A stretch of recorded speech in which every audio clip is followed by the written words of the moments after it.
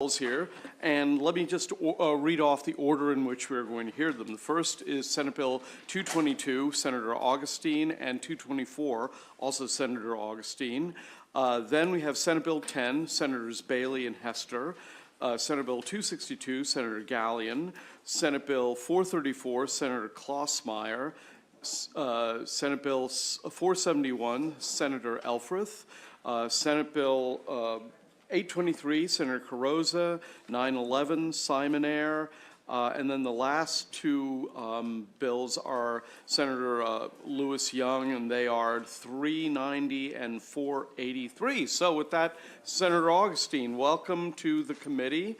And this is the EPR bill, the Extended Producer Responsibility Bill, and you have, as sponsor, you have 4 minutes, and we will take your testimony, and then Dominic Butchko and Jacob Cassidy, and then we'll entertain questions in that order. So welcome back to the committee, sir. Okay, thank you so much, Chairman Barve, Vice Chair Stein, and members of the committee. Senator Malcolm Augustine here on behalf of Senate Bill 222. First, I want to start by thanking my cross-file, Delegate Love, who has already presented this bill, so I won't present the bill. I'll present the amendments that we made in the Senate. I also want to make sure to really acknowledge our Comptroller Learman, because she really carried the ball for this. She started this. She got this as far as it is. Rather, we continued the work that she did from last year, and I feel very, very good about the product that we've come up with out of the Senate.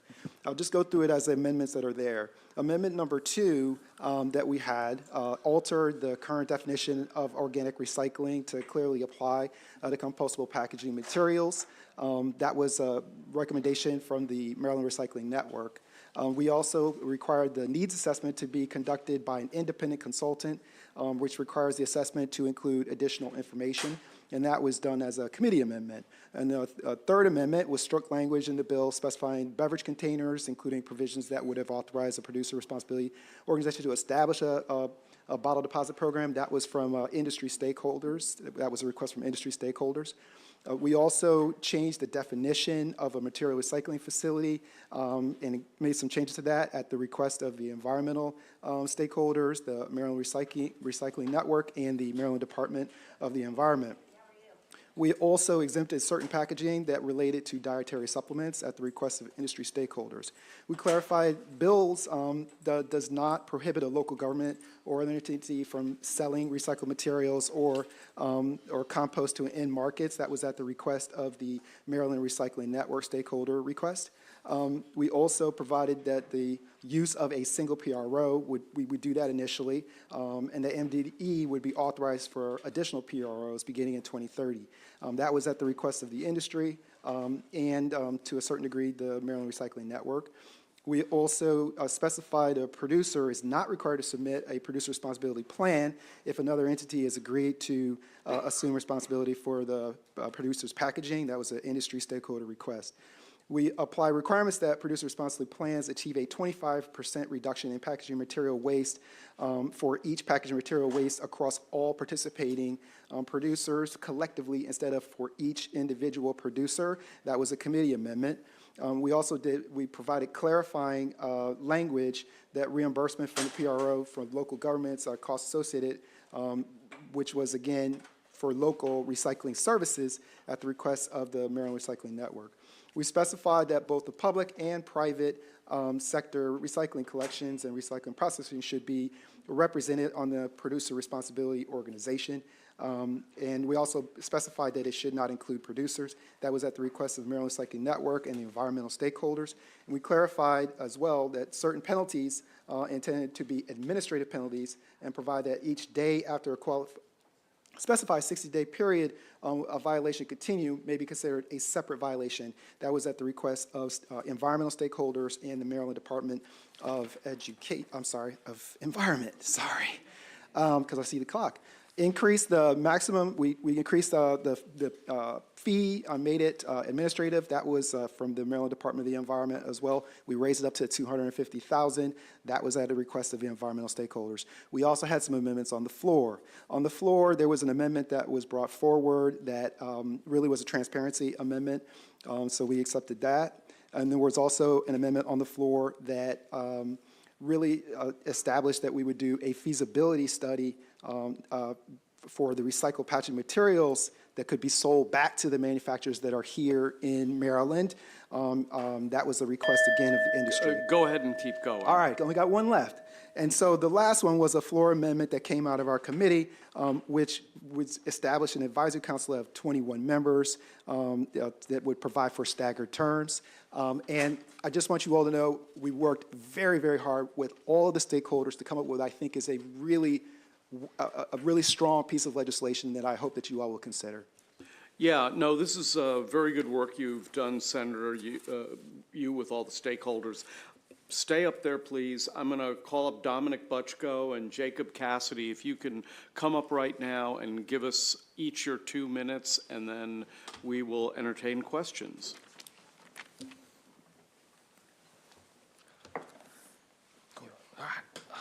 Mr. Chair, members of the committee, Dominic Butchko with the Maryland Association of Counties. First, I just have to thank the senator and the delegate for the incredible work that they have done in good fashion. I hear I have a knack for that at the beginning of my testimony.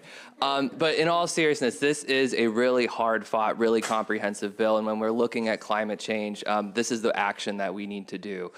That being said, the public and private sector do have one small issue with how the bill was amended on the Senate floor. Section 2 of the uncodified language with the feasibility study is more or less a poison pill to the entire EPR concept. The way our recycling infrastructure works is we take plastic of the same type, we bundle that together, we process that, and then we sell it at the open market. Section 2 requires us to effectively look at how we would resell that plastic to the producer. So you're basically saying Coke's going to put in a bottle to our recycling infrastructure, we're going to recycle that bottle and then potentially sell it back to them, which is frankly almost impossible with the way our technology works.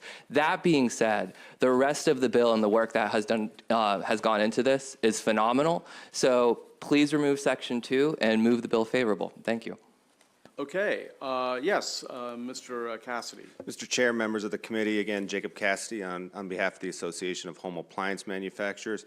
Our members, as the name states, manufacture major portable and floor care appliances. We really appreciate the work that's gone into this and the outreach by the senator and the other stakeholders and sponsor. We remain supportive with amendments or favorable with amendments. What we're not seeing still in the bill is for major appliances that get delivered to the home. Often the delivery service or the manufacturer that actually delivers it to the home removes the packaging, and the packaging goes to the recycling system. This is comprehensive packaging. It goes back on the truck along with the used appliance, and it goes.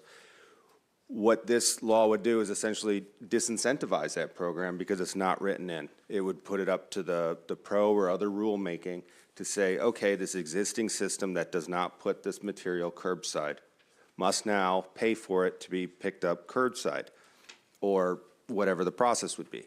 So what does the delivery service do? If I'm them, why am I taking this back and having my employees process it? I give it to the homeowner along with the new appliance. And so that truck now goes back with less packaging waste. The packaging waste is less likely to be immediately put back in, and the contamination that can occur to that packaging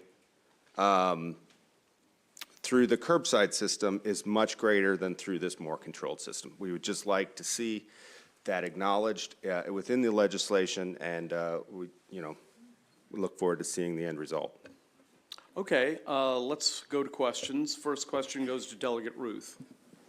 Thank you, Mr. Chair, and thank you, Senator, for all the work that you've put into this, and also Delegate Love as well. I know that both of you have put an incredible amount of work talking to a lot of different stakeholders on this. I did want to ask about a couple of the amendments. The first amendment I wanted to ask about is the one that removes, it says, this subtitle does not prohibit a producer responsibility organization from establishing a deposit return system as one strategy for increasing the capture and recycling of beverage containers. And what was the reason for removing that? It doesn't require anything, it's just an option. Sure, I'm happy to answer that. Thank you, Delegate, for that question. We heard from the industry that they felt that they were being unnecessarily singled out in the piece of legislation. That's one. And then on the other side, we heard from the environmental community that they felt, and I agree with them, that we should probably just deal with the bottle bill separately, and that this was not the vehicle that we needed to be contending with the beverages. And I thought that it strengthened the bill and it helped to remove some of the opposition that was there. Thank you, I appreciate that. I'm just concerned that by removing it, we're sending a message that this is not needed and that it's not something that should be pursued. But the other question is why the decision to limit it to a single producer responsibility organization? Because it seems that different industries may have different needs and requirements, and in fact, we've received emails from the paper industry and the glass industry with significant concerns, and it seems limiting to just say there can be only one, where then somehow you have to get all these different industries to agree. Thank you for the question. So as originally considered, we did have what you're talking about, the multiple PROs. In talking with a variety of different stakeholders, the thought process was that we would adopt some language that's similar to what California did when they recently passed it, which said, okay, we know, and we heard this before, this is a fairly complex sort of endeavor. Let's start with one PRO, and so that we can have everybody in one place. It's a little bit easier to manage, easier for us to get going, but then have, after a certain period of time, the opportunity 5 years later, if we do think at that point it makes more sense to have separate PROs, that we'll be able to do that. There was also a strong suggestion in looking at the success in France, where they have a single PRO model, and their recycling rates are through the roof. It's been extremely successful. I was really compelled by the conversations that I heard about the success that they had had, and so I felt like this was a strong change. Thank you so much. May I ask one more question, Mr. Chair? Thank you. So one thing that I have just generally concerns about is chemical recycling of plastic, and I know that that's a larger conversation we need to have as to the benefits, or and is there anything in here that limits that until we have that conversation? Yes. Okay. We heard that concern. Initially, we had a definition of the material recycling facility that was a little bit more broad. We heard concerns from environmental groups across the nation that they felt like that might lend itself to basically a back door into the chemical recycling. And so what we did was we adopted the definition from California, which really deals more with the mechanical aspects, which then would restrict it from just what you're talking about. Okay. That's our definition. Thank you so much. Sure. Before I recognize the next question, I failed to point out that the bill is jointly assigned between us and Economic Matters, and we have three friends from that committee. Delegates Chi, Boafo, and Howard should be coming shortly. So thank you for joining us. And the next question goes to Delegate Lehman. Thank you, Mr. Chair, and thank you, Senator. It's always good to see you. Thank you for your work, as well as Delegate Love's work on this bill. I know a lot of effort has been put into it. So I have one kind of big picture question about all of this testimony that is kind of all over the place. I mean, at a glance, there's a long list of organizations that look roughly maybe equally split between favorable, unfavorable, and then an equal number of favorable and unfavorable together with favorable with amendments. So how do we know, without being able to take the time to look through all of that favorable with amendment testimony, the amendments you described in the Senate, to figure out where folks still are? I mean, that's just a lot of people with qualifiers that, I don't know about my colleagues, but I haven't had time to do that match to see, you know, if you've brought everyone on board favorable with amendments. Then I do want to address some of the opposition testimony. Sure. I will say that there's a lot of compromise in this bill. We met a lot of times with the stakeholder groups to try to get as close to on board, as many people on board as possible. I would be more than happy. So I didn't do it in the amendments because I just said industry. Right. I'm more than happy to walk through it with you, all of the places where we are in agreement, and then those places where there are still some who are still not quite as comfortable with where we've gotten to today. Well, and we heard from Mr. Butchko. But that number has gotten a lot Right. shorter. I will share with you, Delegate. So then, just to clarify, the gentleman from, are you the representative, sir, of the appliance, the Association of Home Appliance Manufacturers? Yes, So Delegate. you are signed up in here as unfavorable, actually, and now you're sounding like you're maybe favorable with yet another amendment, or, because you're listed as unfavorable. Listed as unfavorable today? I mean, that's what it says in our testimony online. So are you unfavorable? No, sorry, in my oral remarks moments ago, I did say favorable with amendment. Okay. Which is how it should be signed in. Okay. So that doesn't Let me just match. explain And I'm something. just I concerned that there understand could that be- we get the testimony for both the get Senate and both. the House Yeah, populating yeah. the system, so they may have been opposed initially, but now they're signed up as Right. favorable But with Mr. Chair, amendment. I'm just using that as an example of, there are so many organizations favorable with amendment. It is hard to discern who has now been won over by this number of Senate amendments. And in fact, Mr. Butchko has what he describes as a poison pill amendment that wasn't there before. So it's a little bit hard to sort all of this stuff No, out. I was just wanting to make sure everybody understood what the source, but you make a good point. Okay, And Delegate, okay. may I, I'm sorry to jump in. No. On the initial hearing in the Senate chamber, we did log in as opposed, or I'm sorry, sign up as opposed.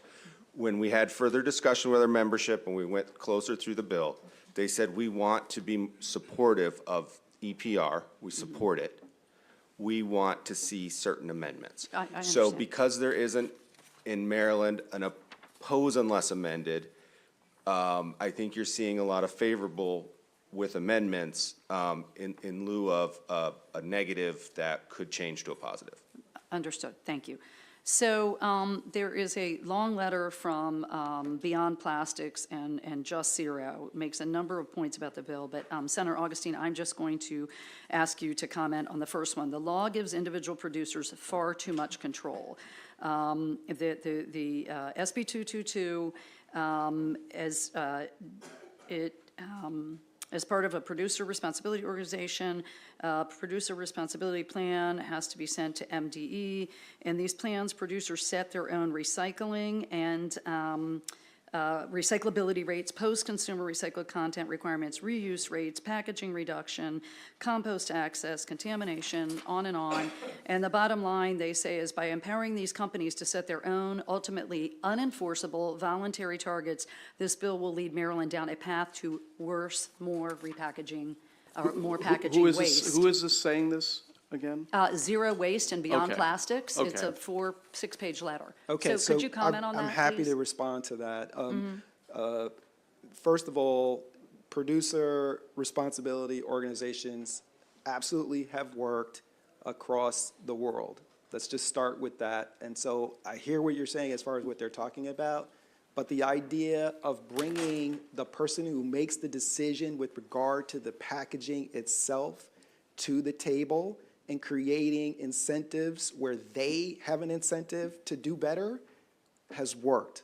And that's what this bill does. What this bill does is it says that right now, Delegate, we are paying for everything. I understand that. And what this bill says is that let's align the incentives, but let's also make sure that they do have a seat at the table in that process. It is even, it is balanced, so that both entities have a role in it.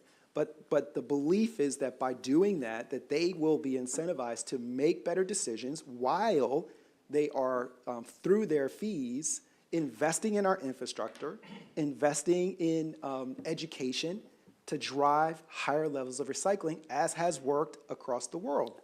Okay, but what is your response to the specific point that this is all voluntary and totally driven not- by the industry and not by MDE at all? It is not, it's not voluntary. I mentioned, obviously, although they were changed from civil, they have made into administrative penalties that are associated with the bill that, at the behest of our environmental stakeholders, are daily.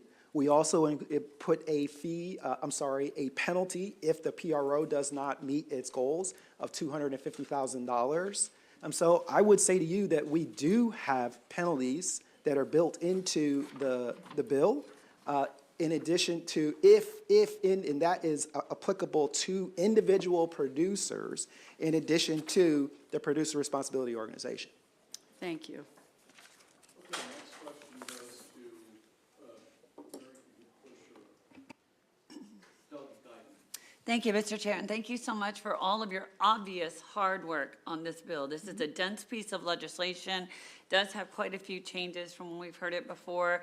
I think a lot of us have been studying it, kind of interested to see, how it's changed and where it's going to go. So thank you. It's obvious that you have worked with everyone here. So I have two questions. One is, I do see the Department of the Environment here with information and favorable, which is great. I'm also hearing from some members of the business community, which I'm sure you have worked with. I don't see a letter or any information from the Department of Commerce about the effects that it might have on Maryland businesses. I just wondered if you also worked with them, and if you happen to know, and you might not, I wouldn't know, how many businesses in Maryland this would affect? Well, As written? So there are provisions in the bill, as was introduced by Delegate Love, that provided for exemptions, a series of exemptions, including for small businesses, including for businesses that are here, headquartered here in Maryland, restaurants. I mean, so there were protections that were put into the bill in order to address that. There was, as Dominic said, that it's a poison pill. Our read of the floor amendment that came on was not that it was a poison pill but I will share with you what the intention and why that was put there. It was put there because it was an interest in addressing the manufacturers who have systems already in place that they already want and have a circular economy with their packaging materials, and that we wanted to make sure that was at least studied. That's all that it says. It says that it's studied. It actually says that it's studied prior to the implementation of the PRO, in fact, the way that the language is written, in order to address what you are talking about. So we responded to the industries and to the businesses that came and spoke to us about it. We did not speak directly to the Department of Commerce. They have not weighed in or expressed a real interest in the legislation. Okay, thank you for that. I think that the reason that I sort of wanted to know that involvement, that level of involvement, is the one thing that sticks out to me in the legislation is the fact that, we'll have these requirements in place, but as written in this amendment, the poison pill amendment may deal with that, I'm not sure.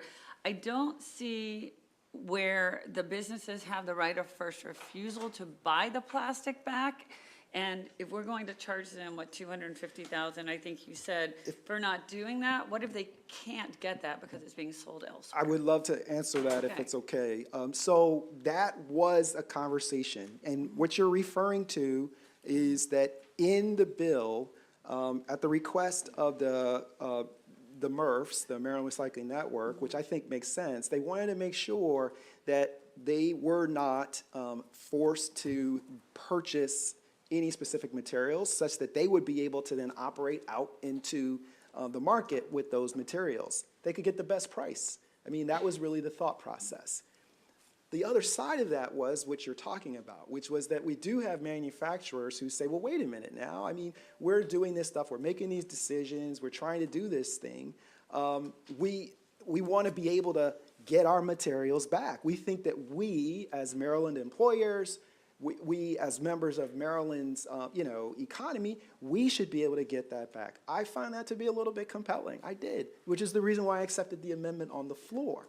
And the amendment on the floor said, okay, I don't want to restrict the purchasing ability of the MRNs, of the MRFs. I don't want to do that, but let's study it.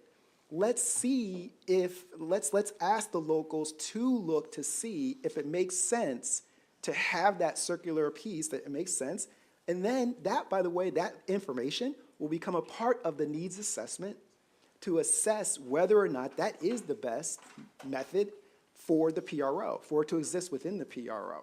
In same ways that I'm hopeful that our friends from the, who have the heavy appliances would also be in the PRO and would suggest that they don't have a cost, therefore there should be no fee, because they are circular. And that the PRO, which is eco-modulated, so if you do better, if you're better, you pay less. Like, that's the whole point of the PRO.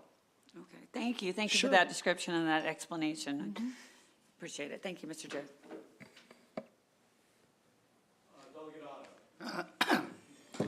Thank you, Mr. Chairman.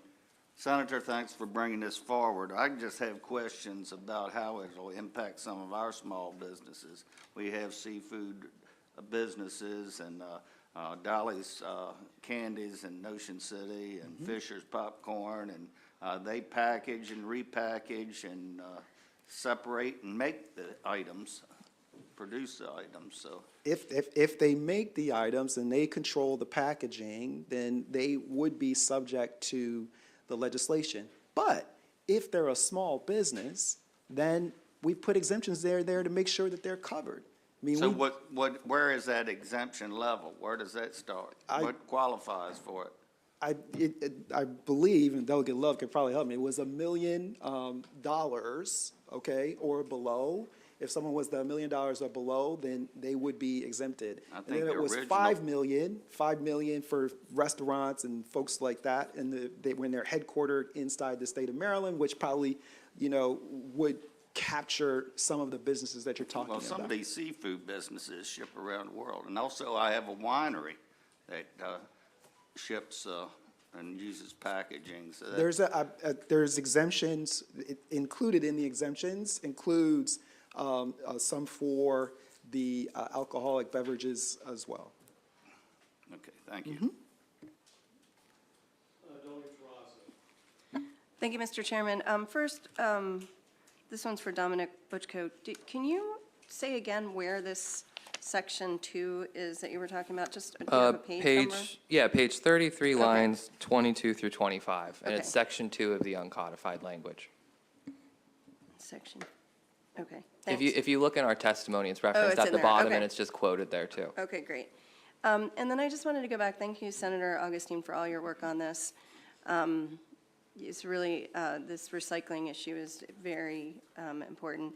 I just want to go back to, I don't know if you know, I had a bottle bill this year, and I just want to make sure nothing in here is going to preclude us from bringing that back, for example, next year. Absolutely. That So- is absolutely, that was part of, again, for Yeah. me, the rationale of, Taking- let's make sure that this is around packaging, which it does include all of those packaging materials, but it does not preclude, it doesn't have a negative impact on the ability to create a bottle bill, or Okay. a bottle infrastructure here in the state. Okay, and just to follow up, just for a second, though, the only concern I had, though, was, besides the language being taken out, but I understand your answer to that, to Delegate Ruth, but it says there can only be one producer responsibility organization, and I believe the way the bottle bill works is that it sets up basically a producer responsibility organization, so I just want to make sure it wouldn't preclude that. Well, Delegate, I would imagine that we would create statute, that Right. would create that ability to, To do it it wouldn't. separately. Yeah, Okay. exactly. No, In the appreciate same way that. that we have other exemptions that are in here, I mean, it could obviously be carved out Okay. in the statute. All right, thank you, I Sure. appreciate that. Delegate Davis.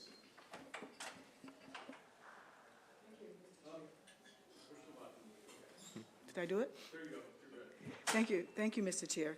And thank you, Senator Augustine and everyone for working so hard on this. And I want you to just slow it down just a minute, because I'm in the remedial category, because I didn't know what a PRO was before last week.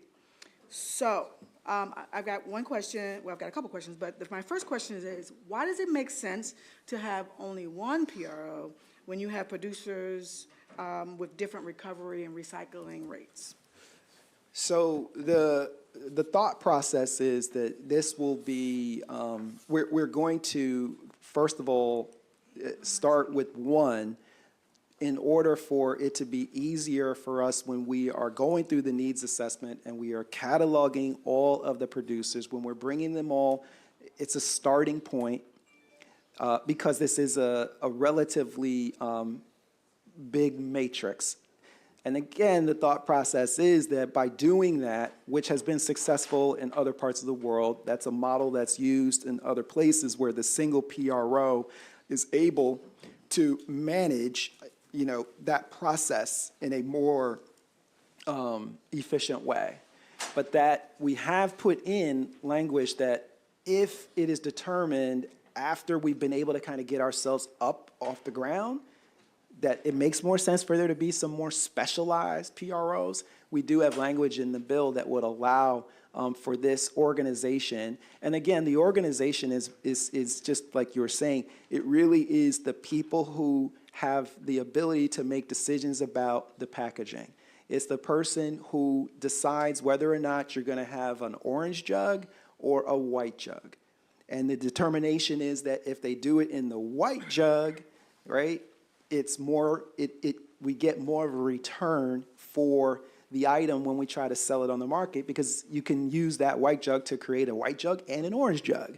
You can only create another orange jug or something darker with the other one. Right. We're trying to get that maker to be a part of the conversation, to have them be incentivized to create the white one to reduce the overall cost, and then so that we're able to then create markets that we're able to increase our recycling along the way. Okay, thank you. Sure. So are the paper people still unfavorable? The paper people are unfavorable because a decision, we made the decision of this. This bill is about packaging. Packaging, packaging, packaging. People who can control how they choose to market to us, okay? And that's what I was just, like the example that I just gave. They can make that decision. They do that. This is not just about recycling. And there are other ways. This is one tool, just the way the bottle bill will be another tool. And so the thought process is that paper as packaging is a part of the bill.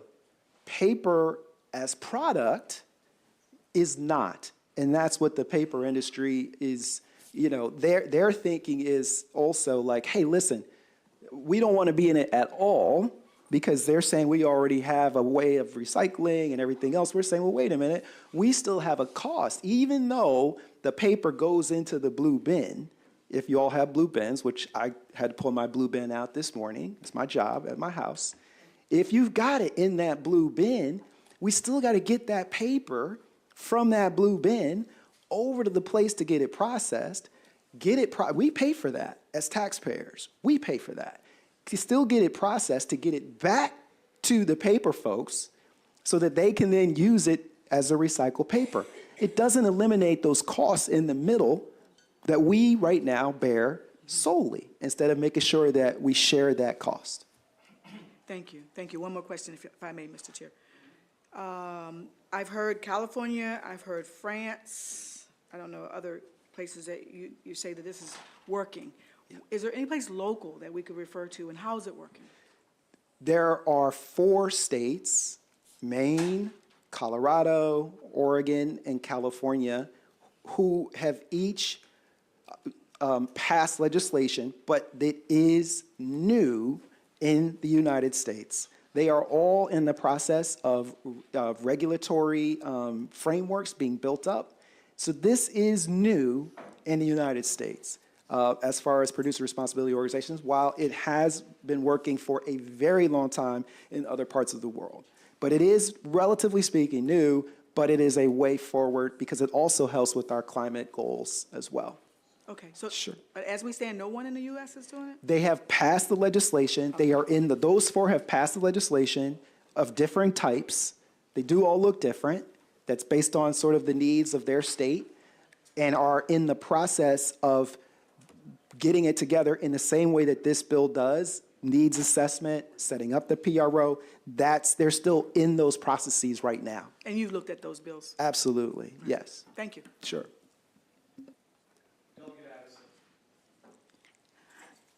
Hi, Senator Augustine. Hi. How are you? Good. So I have one question. I'm going to piggyback off of Delegate Otto. What products, like packaging, do it apply to? Will it apply to the milk, eggs, bread, or is it just for beverages? No, it applies to all packaging, so it would apply to things like milk and eggs. If you think about it, even, again, think about the eggs. We've gone from having styrofoam where we hold our eggs, right? You know what I'm saying? Versus going to paper, like that's packaging. Those are choices, those are decisions.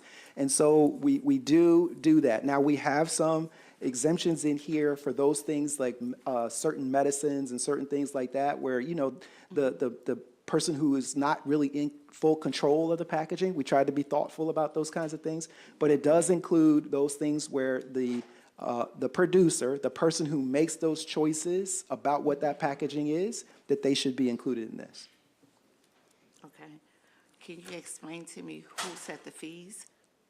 The fees are based on the costs that are associated with the process of recycling, taking into account the entire cost. So what that means is that if we're able to sell the egg carton, the recycled paper egg carton, if we're able to sell that into the market, but we're not able to sell the styrofoam and it goes to the landfill, they pay more for that because we got to pay for the tipping fees associated with that going to the landfill. We got to pay for everything that's there versus having the recycled paper from the egg carton, which helps to offset the cost of it getting into the process. Is it an amount that can be set for those fees charged? It is, that's a part of what the charge of the PRO is. This bill starts with a needs assessment that helps us get all of the information that we need in order to be able to better get a sense of where our recycling system is.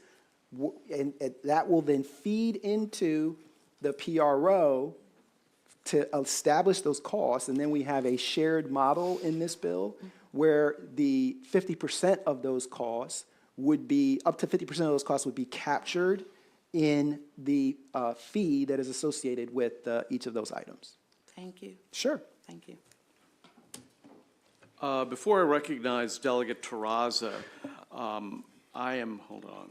Could you push your button, Delegate Addison? Thank you.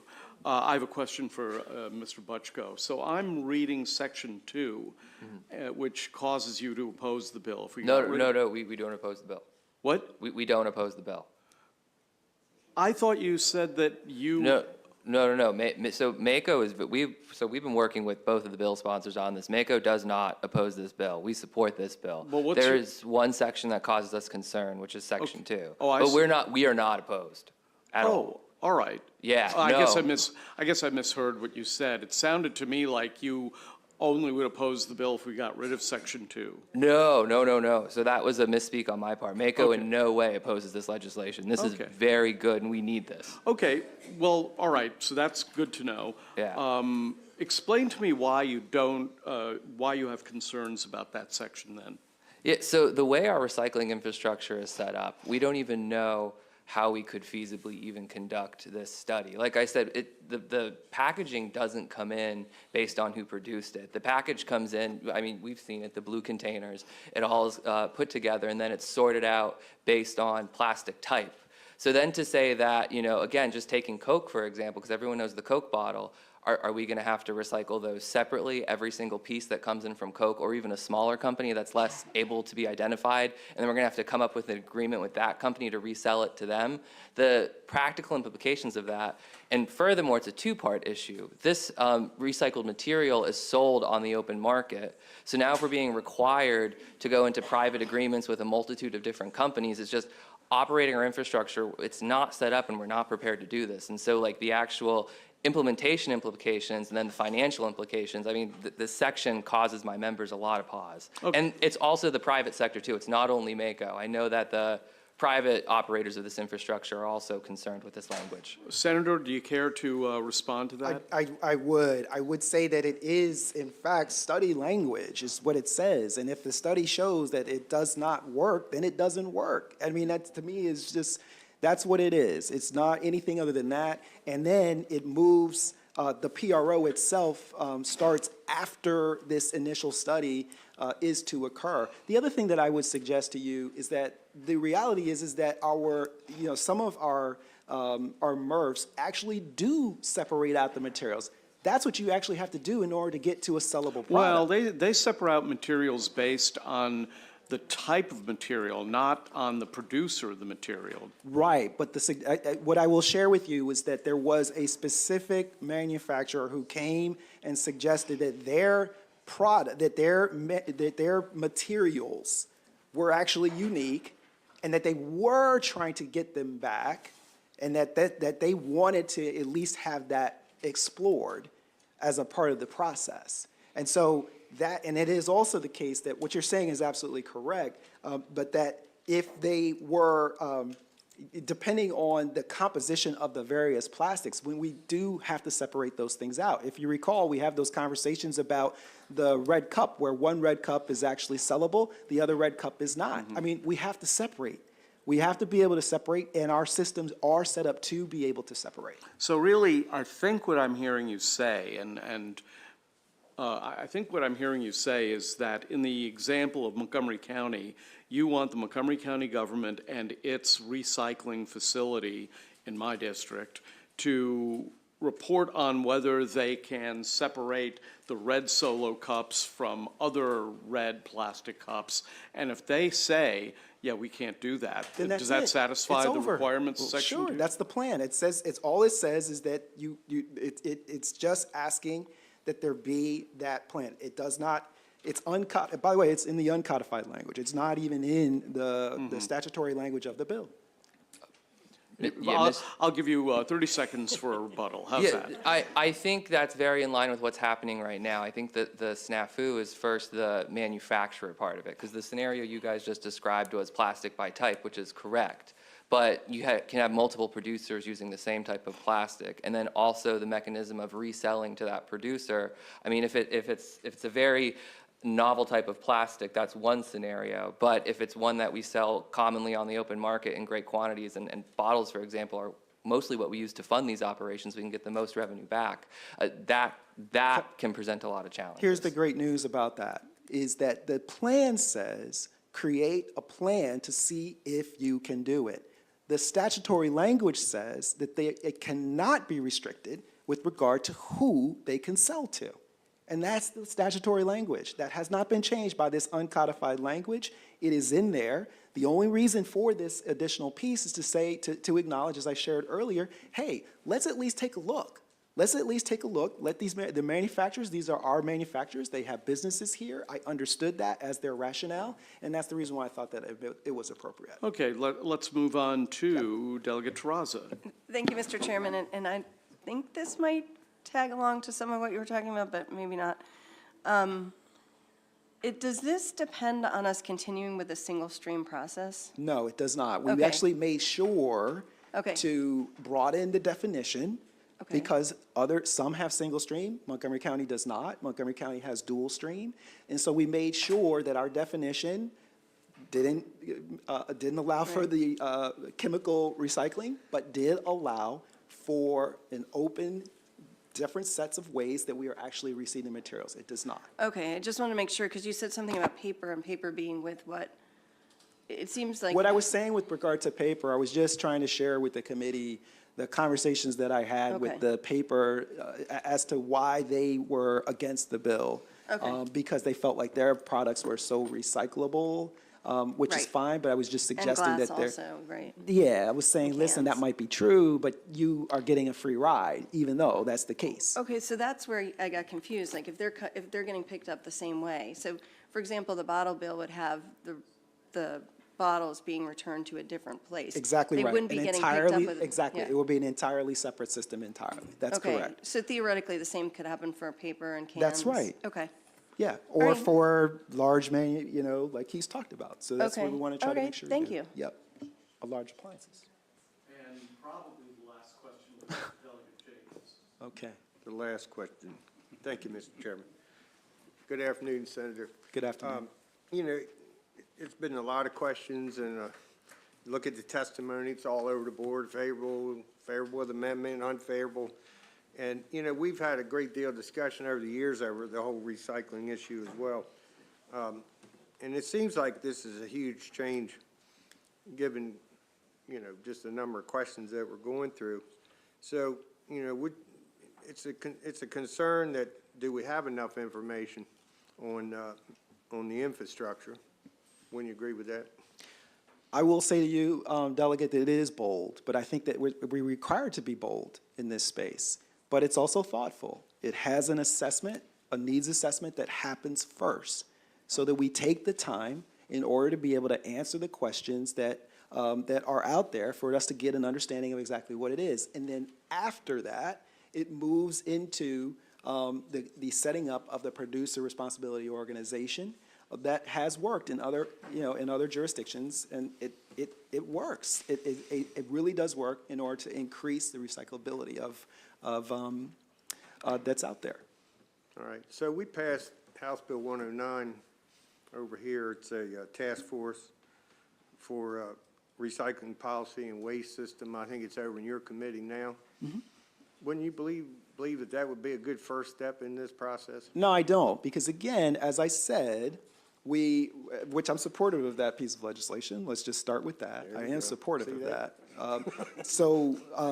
But that we understand, I think that we understand and we have seen that the producer responsibility model works, okay?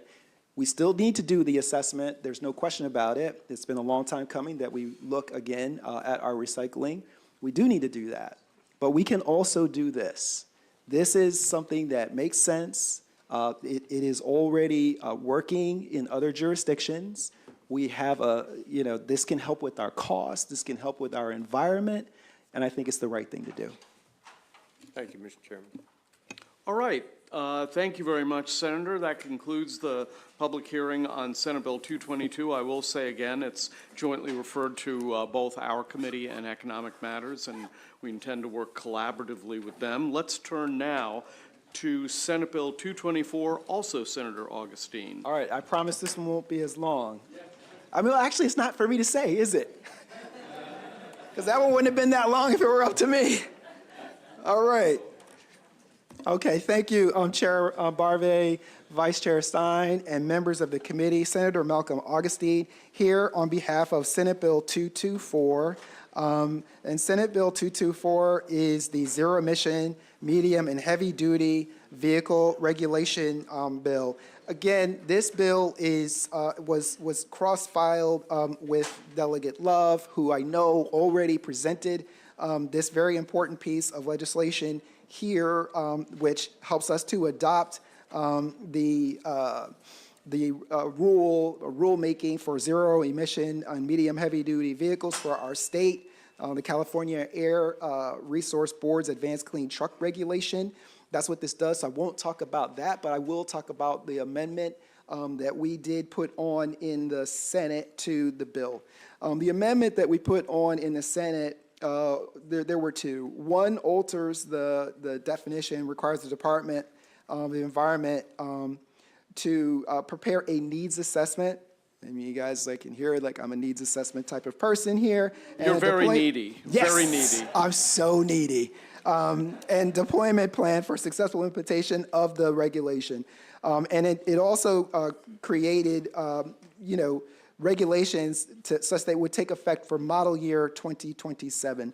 And the amendment also authorized the department to delay implementation by one or more model years if the department determines, based on the criteria identified in the needs assessment and implementation plan, the implementation is not feasible. So it allows for it, but it's May language. The department, if they want to, they can move forward, but there is May language in there that says, hey, listen, let's look at this thing. Let's see if we're able to actually do it.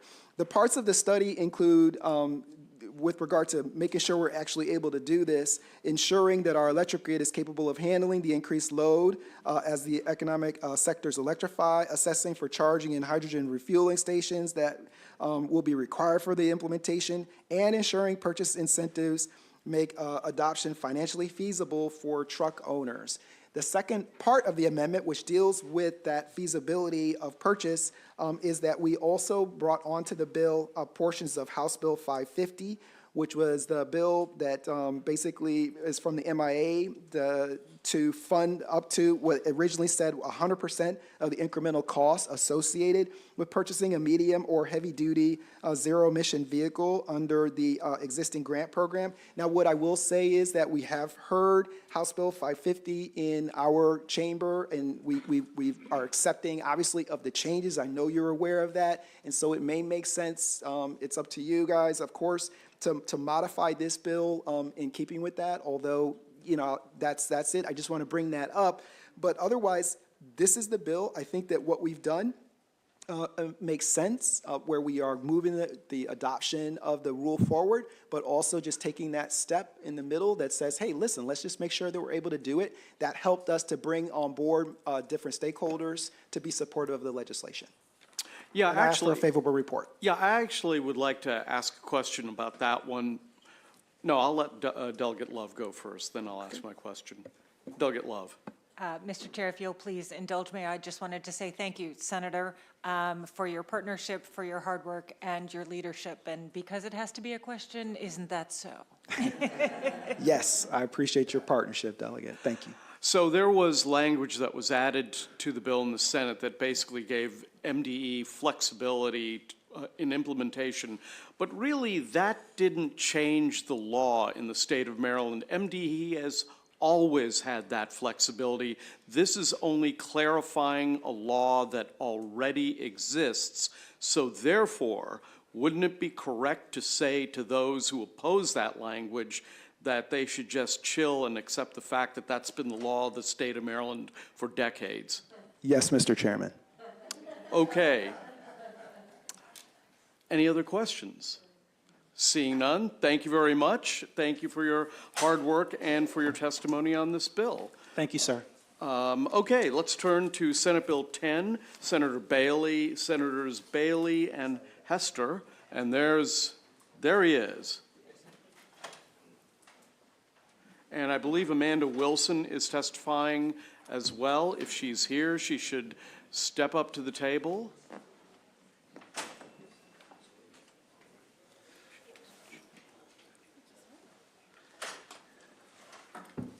All right, Senator, welcome back to the committee. Thank you very much, Mr. Chairman, and distinguished members of the committee. Senator Bailey, for the record, I'm here today to talk about Senate Bill 10. This would require the Department of Natural Resources to make available and issue most of their licenses, stamps, and permits, their registrations and certificates authorized by the Natural Resource article in a digital or electronic format. As I'm sure you're aware, important documents are increasingly available in both electronic and physical formats, empowering our citizens to choose the method that they prefer. Our state laws and policies should reflect this fact. This legislation would ensure that Marylanders who operate a boat or engage in other activities requiring a license, permit, or other document from the Department of Natural Resources are able to carry and display that document in electronic or paper form. While legislation that passed 2 years ago gave this option to many holders of DNR license and stamps, there are some that still exist and are not issued electronically. I believe that it is time to provide this option for these licenses, stamps, registrations, and certificates as possible. It's important to note that this legislation would not eliminate paper licenses, but rather give Marylanders the choice of how they want to carry these documents. Especially, remember, we're talking about most of these people are in a marine, wet boat environment. This bill includes provisions added at the request of the department to ensure that it does not cover licenses which could be affixed to the boat or cannot issue electronically under federal law. It's effective July 1, 2024, and it aligns with DNR's current modernization efforts. Senate Bill 10 has no financial impact, and it can be implemented with their existing resources. This bill passed the Senate 45-0. I respectfully request a favorable report on this bill. Thank you for your consideration, and I will stand for anyone's questions. Well, we have Amanda Wilson. Do you have testimony for us? And if you do, welcome to the committee, and you have 2 minutes. Hi, thank you. Yes. Yes, I'm Amanda Wilson. I'm the Director of the Licensing and Registration Service at the Department of Natural Resources. I'm here on behalf of the department with our support of Senate Bill 10 with its amendments. Over the last 5 years, the department has made major improvements in the electronic issuance and allowance of licenses, and we look forward to continuing to do so. Thank you. Okay, thank you very much. Any questions? Seeing none, thank you so much, Senator and Ms. Wilson. That ends the public hearing on Senate Bill 10. Let's go to Senate Bill 262. Senator Gallion, welcome back to the committee.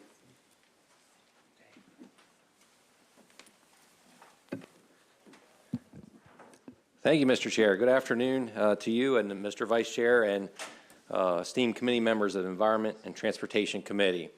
For the record, Senator Jason Gallion, District 35, representing Cecil and Harford counties, to present Senate Bill 262.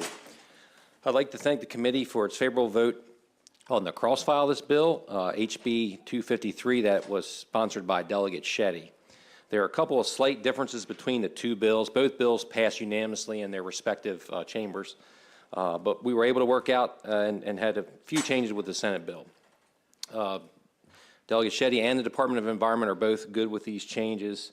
What they do, it alters the definition of active food scrap composting to source separated organic material brought onto the farm and commingled material in the process of being composted.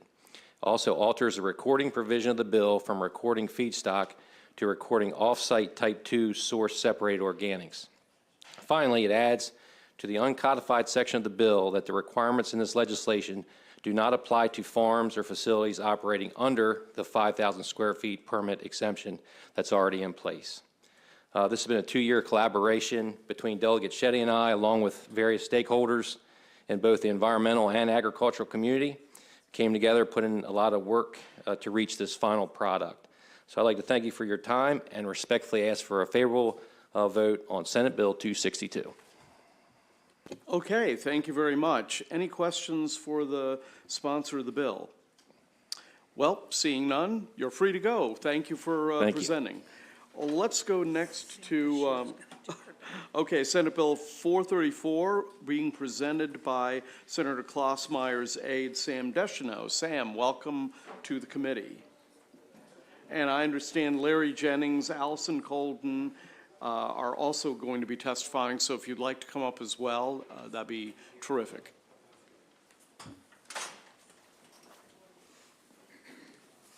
Thank you, Chairman Barve, Okay. Vice Chair Stein, excuse me, members of Environment and Transportation. I appreciate having the opportunity to present Senate Bill 434.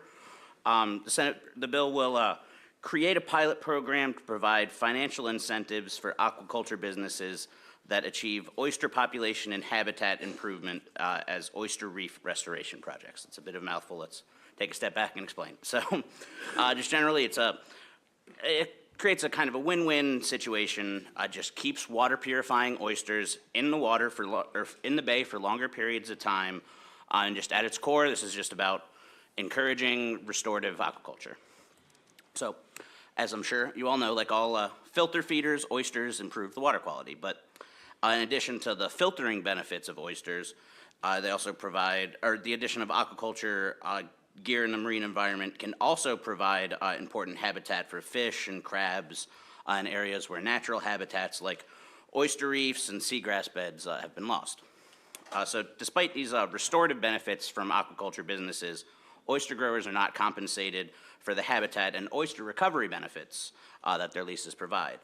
While the nutrient removal benefits of oyster agriculture are recognized and incentivized through the nutrient trading credit program, there's no similar incentive for recognizing the restorative benefits that aquaculture can provide. Excuse me. Senate Bill 434 would address this by creating a pilot program that would define the types of aquaculture practices, equipment, and management that would produce restorative habitat and oyster recovery outcomes for the Chesapeake Bay and establish a framework to pay growers for providing these benefits. This will not only provide an opportunity for private industry to contribute to Chesapeake Bay oyster recovery, but it also helps create a more resilient aquaculture industry by helping growers diversify their income streams. So I want to just thank the committee for the opportunity to testify and ask for a favorable report. Okay, thank you very much. Who would like to go next? I can. Okay, Allison, welcome back. Thank you, Mr. Chair, members of the committee. My name is Dr. Allison Colden, Senior Fisheries Scientist with the Chesapeake Bay Foundation, here in support of Senate Bill 434 today. Much like regenerative agriculture on land, restorative aquaculture is the use of aquaculture to positively affect the surrounding ecosystem. As Sam mentioned, in areas where native species and habitats have been lost, like oysters in the Chesapeake Bay, the aquaculture or cultivating of these native species can help recover those ecosystem functions where they have been lost. A 2021 report by the Nature Conservancy outlined 6 key principles of restorative aquaculture. The first 5 can basically be boiled down to growing the right species in the right places with practices that maximize the environmental benefits of those activities. With appropriate siting of aquaculture farms and incentives to utilize practices that maximize their environmental benefits, oyster aquaculture can help restore the services lost by the degradation of Chesapeake Bay's native oyster population. The 6th and final principle of restorative aquaculture is that it should recognize the social and economic benefits that it provides, which is exactly what Senate Bill 434 is intended to do. This pilot program would develop a framework to provide financial incentives for the expansion of restorative aquaculture practices to benefit both Maryland's economy and our environment. I'd just like to note that this bill passed the Senate unanimously and without amendment, and we would urge this committee to do the same. Thank you, and we urge your favorable support. Okay, Larry. Chairman Barve, Vice Chair Stein, I'm Larry Jennings with the Coastal Conservation Association, Maryland.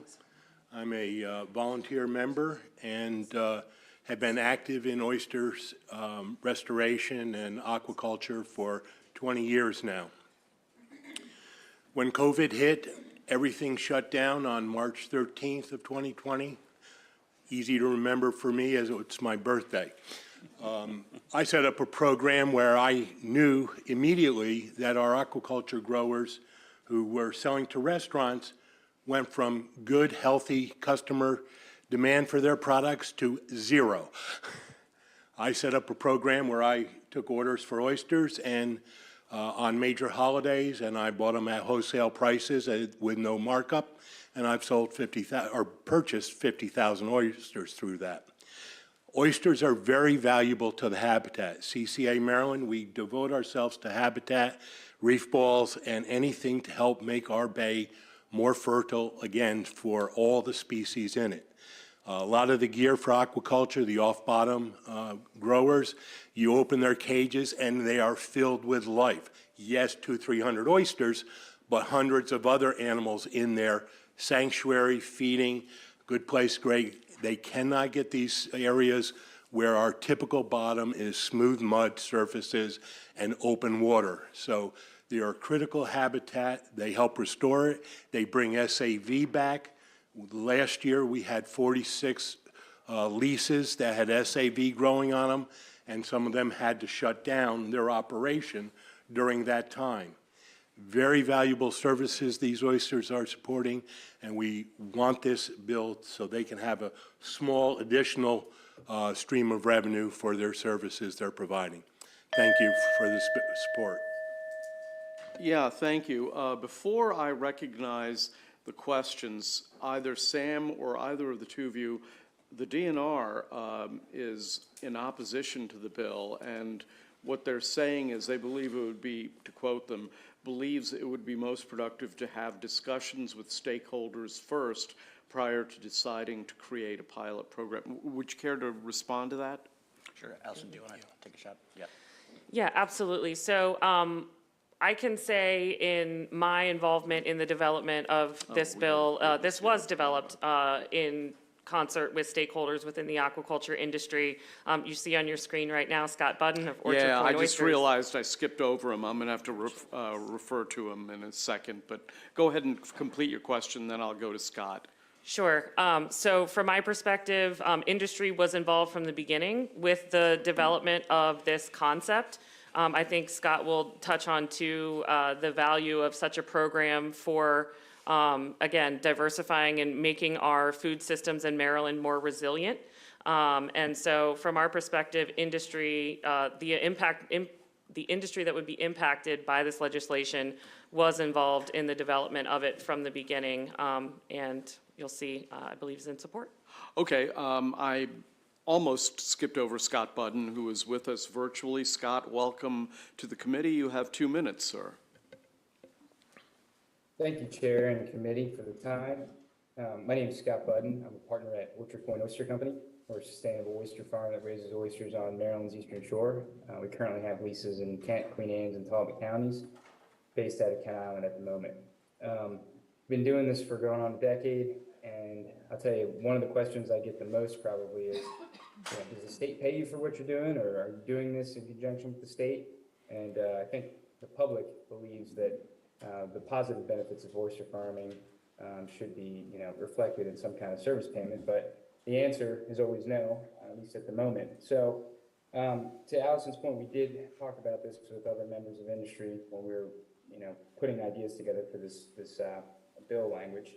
And just to make the committee aware, time I've got, the business of oyster farming is fairly difficult. We've had 2 100-year events in the last 3 years with most rain in recorded history on the East Coast in 2018, and then, of course, the pandemic in 2020. So despite all that, we've bounced back and we're continuing to grow. We've noticed on our farms in particular that otherwise barren bottom, or bottom that only maybe had soft clams before, has been transformed into restorative habitat for other creatures, other growers, or other bay organisms. So that structure does really lend itself well to doing that.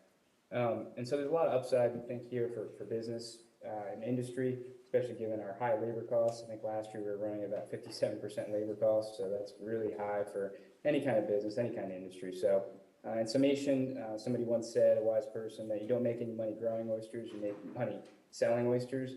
And something like this would actually, I think, change that dynamic a bit to reward growers for what they're doing, and the public benefit they provide, and incentivize them to maybe sit on some product a little bit longer, as was mentioned in the beginning, to improve the ecosystem further. So thank you for your time, and we urge a favorable report. Okay, thank you very much. First question goes to Delegate Jacobs. Thank you, Mr. Chairman. So this process would be different than what's currently in practice. Is that true?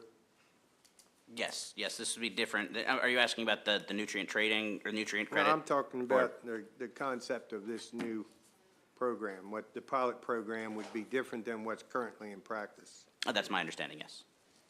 And you say, Allison, you said it was vetted through the stakeholders.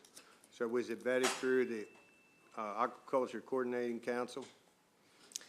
Well, Senator Klausmeier is a member of the Aquaculture Coordinating Council, and I do believe you presented on it. Yes. Yeah. Yes. It's been, we have discussed it with the Aquaculture Coordinating Council.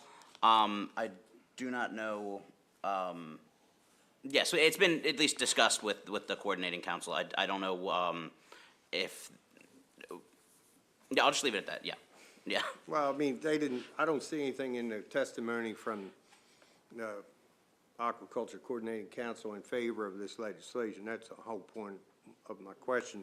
I know that in the Senate hearing, DNR was favorable with amendments. I assume the amendments were not accepted since they're now unfavorable in the House side. So, that's certainly problematic when the DNR, which would really be implementing such a deal, has a problem with how this plan is being, vetted and really created. So, wouldn't you agree with that? That there's a problem when DNR is unfavorable. Wouldn't you agree with that? I'm happy to take that, Delegate. And our understanding is that the amendments that were offered by DNR on the Senate side were to transition this bill to a study. The study, we believe, is already built in. So if you look at the framework of the bill as it's written, it's a 6-year pilot program, and the first year is designed to be basically a study between the Aquaculture Coordinating Council and scientists at the University of Maryland Center for Environmental Science to develop the metrics and the framework by which this program could be implemented. Then it would be implemented for 4 years, and then the final year is sort of evaluation, reporting back, and I guess final decisions on whether or not the pilot program would sunset or continue on. So From our perspective and what we presented to the Senate committee, the study is sort of already baked in to the pilot program, and therefore a separate study bill was not necessarily needed, was our opinion. And if I could just add one thing. Excuse me. For the you know what, I'll just leave it at analysis. That's fine. Well, you know, it's just, to me, you know, we created these various commissions for a purpose, and to avoid the commission in this particular case is problematic. I think that we're avoiding the input and the vetting of the Aquaculture Coordinating Council, just like you have OAC, you have Tidal Fish. Each one of these commissions has a point and a purpose, and you're kind of going around them in this particular case. And then at the same time, you know, Department of Natural Resources, which we do have a great deal of faith in this committee, you know, has an unfavorable opinion of the bill. So when you agree that that's a problem, and I'll leave with that, Mr. Chairman. Delegate Jacobs, if I might, as someone who has attended more Aquaculture Coordinating Council meetings than one or two other people in the world, several of the members of the committee, Scott Budden being one, have been involved in the bill, as well as the chairman of the committee, Don Webster, currently. And it has been vetted. It hasn't been voted because we haven't had an aquaculture leader in DNR who just attended the last meeting this past month. So there was no one at DNR to coordinate that when the bill was originally written.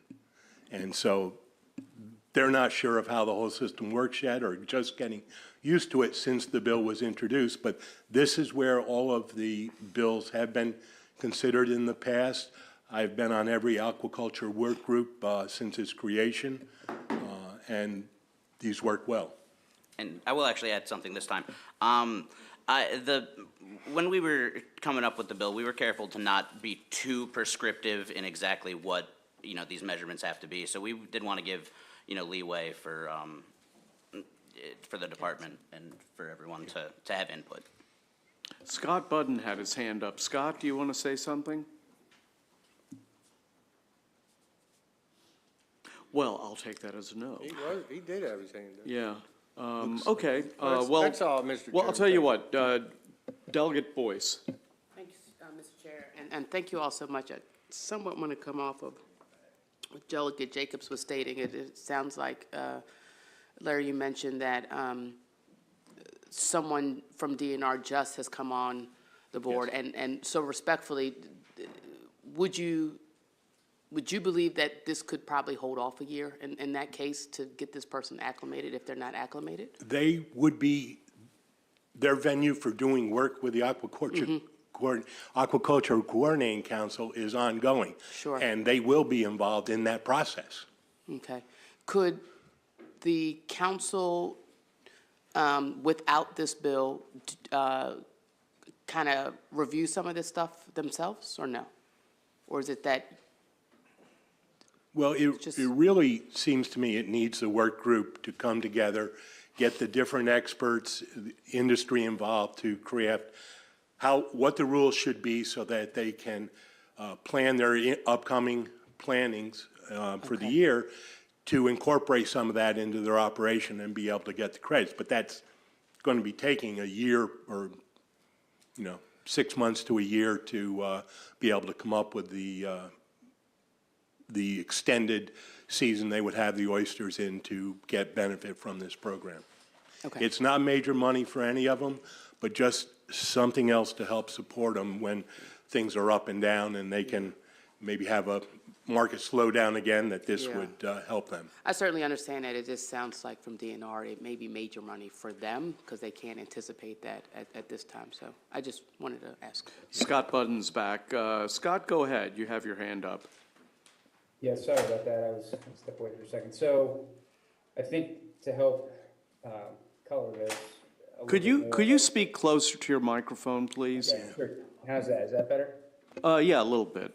Okay, sorry about that. So As an industry rep on the Aquaculture Coordinating Council, I will affirm that this has been brought up a few times by the senator as well as by others. The bill language, wasn't discussed extensively, but it was discussed with members there, with DNR president and members of industry. So I kind of echo the sentiment that if the first year is going to be a study, I mean, I would think the ECC would be involved with helping coordinate that. But to say we could delay it another year and then, have another year of study after that, I mean, it kind of takes the wind out of the sails, so to speak. When you've shared this with the council, there's, no opposition. Folks were excited about it, especially industry. So, I think there's a chance there. There's a grace period built into the bill for studying and discussion. Okay, any further questions for anyone on this? Okay, thank you very much. That ends the public hearing on Senate Bill 434. Let's proceed to Senate Bill 471. Senator Elfreth, welcome to the committee. And, yeah, welcome. Thank you so much, Mr. Chair. This is my final of 6 bill hearings in the House, so I'm very excited to be here and present Senate Bill 471, Sediment Control Plans, Discharge Permits for Stormwater Associated with Construction Activity and Notice of Comment Requirements. A mouthful of a bill title, but I want to say how appreciative I am of my cross-file of this bill, the good delegate Sarah Love. We've worked together in lockstep every moment of the way. So I think this bill is more important than ever, particularly after this week of news. We're all having very important conversations about clean water and discharge based on what happened in Ohio, and really grateful to Baltimore City for taking a leadership role and making sure what we are receiving and discharging in our waters is as clean and as healthy as possible for our watershed. So in a similar vein, Senate Bill 471, as amended, seeks to ensure that when it comes to construction, that the water running off of those sites into our watersheds is as clean as possible. So with a number of amendments that we've negotiated with the stakeholders, including Department of Environment, the builders, and the advocacy groups, as amended, the bill will do the following. For general discharge permits located in highly sensitive areas, and we know not all watersheds are created equally, they all have kind of different ecological value. In the most sensitive watersheds, we're going to create an enhanced and extended public notice period for those permits. I don't know about you, but if you have represent any watershed, I'm sure we all do here in Maryland, I get a lot of constituent complaints about whenever there's a major storm of the coffee color runoff going into our streams and then flowing in my district right directly into the bay. So in those, again, sensitive areas, we're going to enhance the public notice period for those construction general discharge permits. The bill will require MDE to update their erosion and sediment control manual immediately and then every 5 years, similar to legislation this committee passed a few years back, again with the leadership of Delegate Love, in ensuring that the state's guidance to our local partners is as up to date when it comes to the increased storm and rainfall that we're seeing based in climate change. So a regular update to those manuals is very important, particularly to our local partners. And number 3 requires a report by November 1st, 2023 from MDE on their plans on updating sediment control plans. So again, worked with MDE throughout this process. Mr. Chair, after continued discussions with MDE and the building industry, we are also suggesting an additional amendment, again, working with Delegate Love. I believe, Kristen, your committee council has that amendment to do a number of further things. Pushes back the date the date for the first ESC manual update to December 1st, 2025, wanting to be good partners with MDE and the new administration, giving them just a little bit more time. The amendment would further clarify that it is the ESC manual. It's updated that projects with approved sediment control plans based on previous specifications are not subject to any new standard. 3 would clarify the floodplain language that would require enhanced public notice. And 4, it would expand the 2023 report from MDE to allow them to report on any additional resources needed to update the ESC manual. Now, the bill passed unanimously in the Senate. We believe that the amendments that you have make it a stronger and more balanced bill based on the stakeholder input. And Mr. Chair, if I may address the fiscal note, just as a member of Budget and Tax, I'm also very concerned about the way it came in. You do have a revised fiscal note based on the bill that passed the Senate. And I can share with the committee, we've worked closely with the Appropriations Committee. There is a pin in MDE specifically in the budget just to address this new general permit. So we believe any concerns over a fiscal note should be allayed by that addition in MDE's budget. And with that, Mr. Chair, I respectfully request a favorable committee report with the additional amendments that you have. Okay, we have a couple of questions. First goes to Delegate Allen. Thank you, Mr. Chair. Senator, good to see you. Good to see you. Just a quick question. You mentioned that it seems like there's a handful of amendments, a lot of work done here. I know those amendments are in.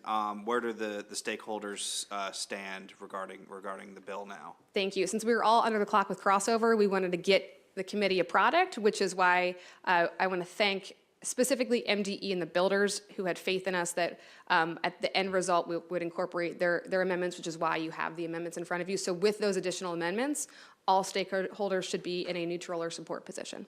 Excellent. Thank you. Thank you, Mr. Chair, and thank you, Senator, for this bill. I'm curious about MDE's specific concerns, beginning with this substantially increasing the department's workload, and then going on to this type of permit you're calling for, or a fee structure does not exist, and what they would have to do to address that. Turnaround times, do any of your amendments get at the agency's multiple concerns? They do, and I'm not sure if anybody from MDE is here. I don't see anybody. I will say they shared with me that after they sent you the letter of information, they felt it might be a little too negative and they didn't intend it to be. And I can ask them to clarify their position with you. The amendments, again, were negotiated with the agency. The agency, the department itself, designed the new general permit last year. Well, not last year, went into effect this January. So it's my belief that since they created a new general permit, they should have the staff to actually implement that. And again, we've tried to be helpful to them with that staff person in the budget itself. So it's my hope, and I'm happy to ask MDE to follow up with everybody, but I believe that the amendments that you have allay their concerns. Okay, thank you. Thank you. Any other questions for Senator Elfreth? Seeing none, thank you very much. Thank you. Okay, that ends the public hearing on Senate Bill 471. Let's go to Senate Bill 823, Senator Carrozza. Oh, you're hiding behind the monitor there. I see you now. Welcome to the committee, Senator.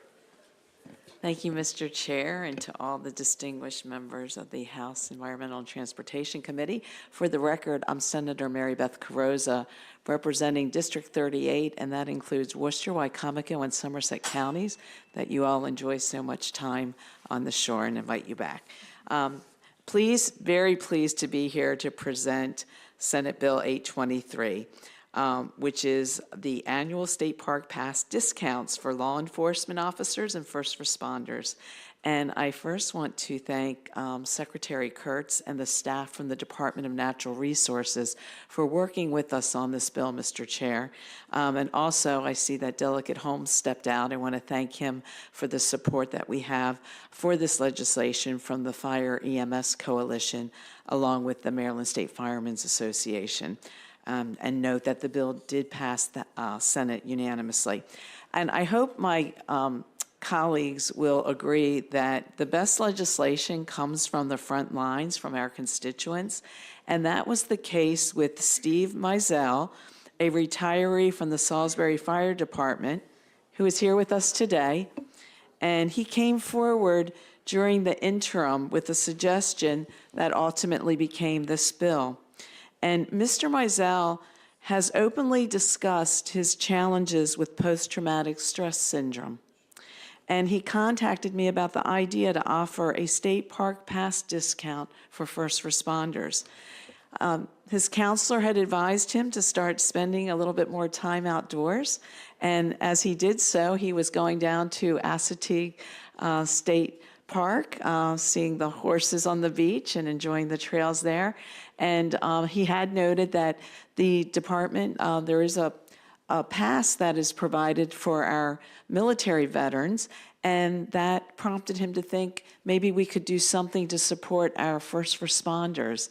And when I contacted the Department of Natural Resources to work with them, concerned obviously always about a fiscal note, we worked through to see if this discount could be provided. So I really do appreciate the department's working with us on it.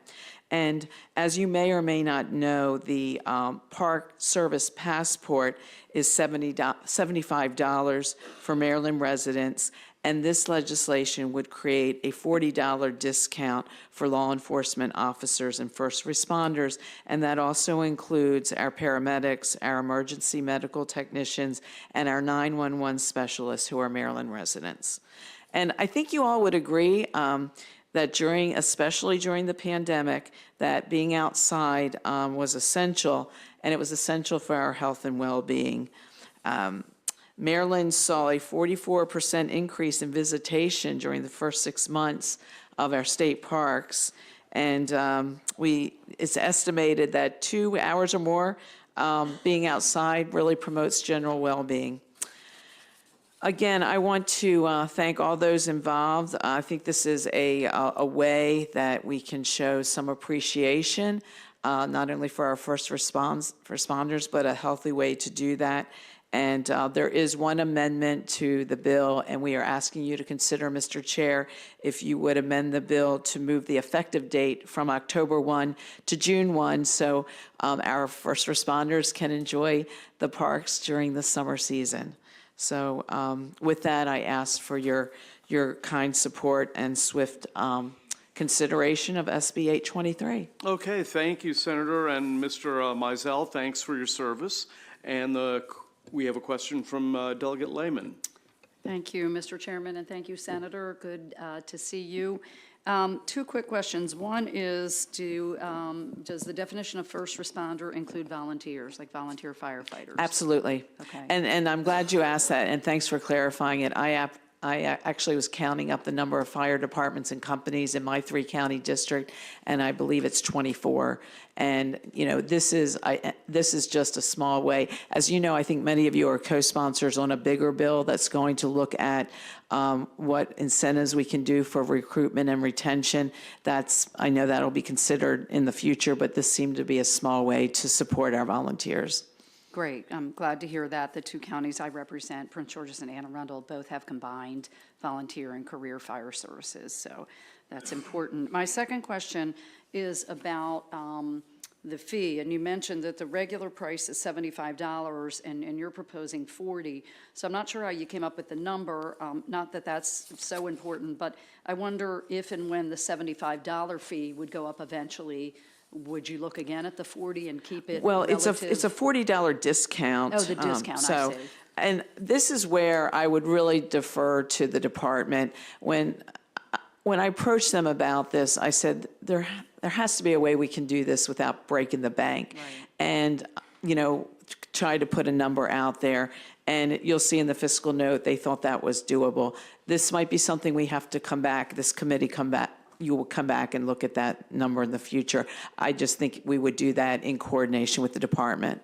Sure. And one last question, Mr. Chair. Do you happen to know the last time that $75 figure went up? I do not. You don't? Okay. Because often those kinds of fees are way behind what they should be, and just curious. But thank you. Thank you for the bill. And thank you for your interest. Yep. Thank you, Mr. Chair, and thank you, Senator, for this bill. I think it's an excellent idea. My wife and I are both military veterans, so yeah, we've enjoyed Maryland's parks a lot, since especially Assateague. And good, I'm glad those to hear places. that. Great idea. I just want to double check, because I know the wording of the bill says this is for first responders and law enforcement who are Maryland residents. So that's Maryland residents regardless of what jurisdiction in which they serve. So like if someone who's a Montgomery County resident but works in DC as a DC police officer, would they be covered in this, as long as they're a Maryland resident? They're as long as they're a Maryland resident. Okay, yep, I just want to make sure. Thank you.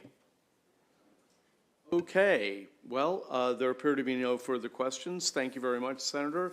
That ends the public hearing on Senate Bill 823. Let's go to Thank you, Mr. Chair. Okay, let's go to Senate Bill 911. Senator Simon Ayer, welcome back to the committee. And Sarah Widman is here from DNR. If you'd like to come up as well, that'd be great. Thank you. It's a pleasure to be here. Senator Simon Ayer for the record. I'm sure you hear it all the time, but this is a very simple bill. I've been down here 17 years, and you always hear that start. But this one I think is one.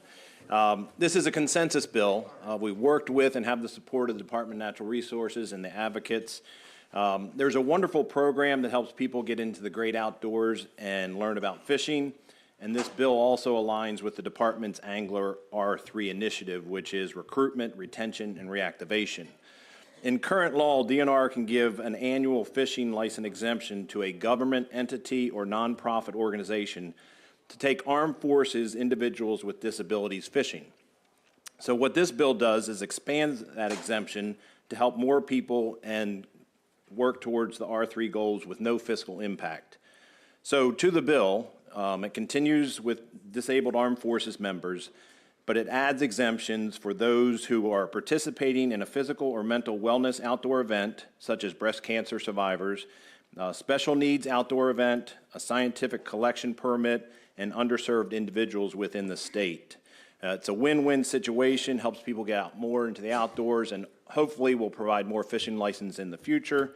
And that's the bill, and I ask for your favorable consideration. Okay, Sarah. All right. Good afternoon, Mr. Chair and committee members. Again, my name is Sarah Woodman, and I'm here on behalf of the Department of Natural Resources to testify in support of Senate Bill 911. The senator did a really good job of explaining it, so I'll just add that I think it might be in some of your information there, but we issue approximately 20 exemption letters under the existing Natural Resources Article, Section 4217. It varies from year to year, but approximately that many. Most of those people aren't people we necessarily think will get a license, but we hope by expanding these programs that maybe in the future some of them may or may take up free fishing areas where they can get a free registration to do that. So it's an opportunity for us to continue education of stakeholders and the public and provide more opportunities for people to get out and fish in our great state. So for these reasons, we ask for a favorable report. Thank you, Mr. Chair, and thank you, Senator, for bringing this bill. I think this is a great idea. I just have a question so that I'm clear about the individuals we're talking about. So it does reference entities and organizations providing like fishing clinics and things like that. So would the participants in those clinics get a fishing license for a year? Is that?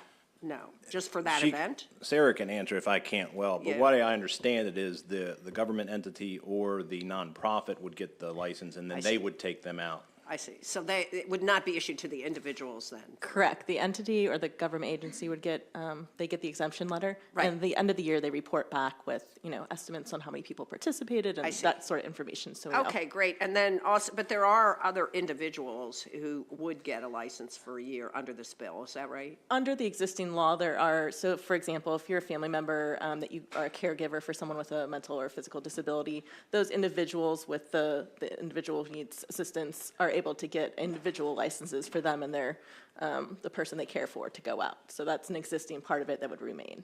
Okay, thank you. I favor this bill. I just was trying to get clear in my mind who you're talking about. Thank you. Okay, there appear to be no further questions. Thank you very much. Have a wonderful day. That ends the public hearing on Senate Bill 911. Let's go to Senate Bill 390, Senator Young. Oh, and there she is. Okay. Karen, welcome. Thank you very much. Let me just shuffle. I've had 5 bills, and they weren't necessarily in the order I originally anticipated.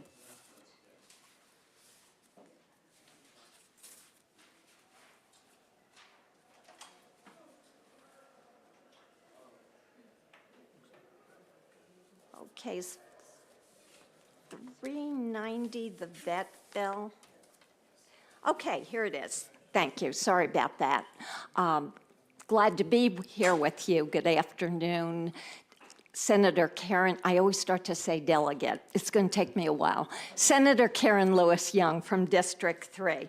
The vet bill. You've heard this bill before. My cross file is HB 325, Delegate Terrasa, who did an excellent job of presenting this bill because I watched and I learned quite a bit. So basically, these bills are in the same posture with one exception. You may recall we had lots of negotiations with the veterinary board and the Veterinary Medical Association. And you all in the House were about a day or two ahead of us in the Senate. So we received one more amendment after yours had moved. And that amendment was that in order for an animal shelter, and the amendment defines what an animal shelter is, to be able to administer rabies vaccines or drugs, and typically they utilize drugs for sedation, unfortunately euthanization, that animal shelter had to have a license, and that the board would issue a license and from time to time monitor that the shelter was administering these vaccinations and drugs according to state standards. So I want to mention that now all the advocates are on board, the veterinary board is on board, and the Veterinary Medicine Association is on board. And just as a refresher, because I know you heard this bill early in session, our goal is to try to get more homeless animals adopted as quickly as possible, and that's not possible unless they're healthy. There's a real shortage of veterinarians. That's addressed in the bill, and this additional amendment helps those shelters that don't have a licensed vet on board have alternative but safe practices to do that administration. That's it. Okay. Delegate Terraza is asking a question about her cross file. Thank you, Senator. I just wanted to clarify, this is a question, that we don't have to do anything with your bill. You're going to amend my bill on the Senate side to conform to this, so Yes. you're asking us just to pass it as is? Pass this, yours as is? Correct. Okay, thank you. That was it. And I understand you're okay with that. Yes, I'm absolutely okay with it. Thank you for handling that on the Senate side. I appreciate it. Thank you. You're welcome. Delegate Allen. Thank you, Mr. Chair. Thank you, Senator, for this bill. I was working on the House version of this bill. There's a lot of negotiations, amendments. Just to clarify, are the veterinarians on board with this version? Yes, they are. Just wanted to make sure. Thank you. Okay, there appear to be no further questions on this bill, so that ends the public hearing on Senate Bill 390. We will go to the last bill of the afternoon, Senate Bill 483, also Senator Lewis Young. Well, this bill's a bit more complicated. So the House version has been heavily amended by MDE. The Senate version was on second reader at the point that we received the House amendments.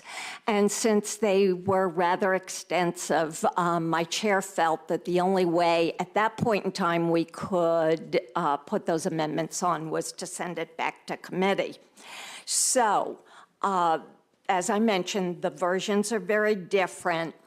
And we've had numerous conversations with both the House bill sponsor, Delegate Stewart, as well as MDE.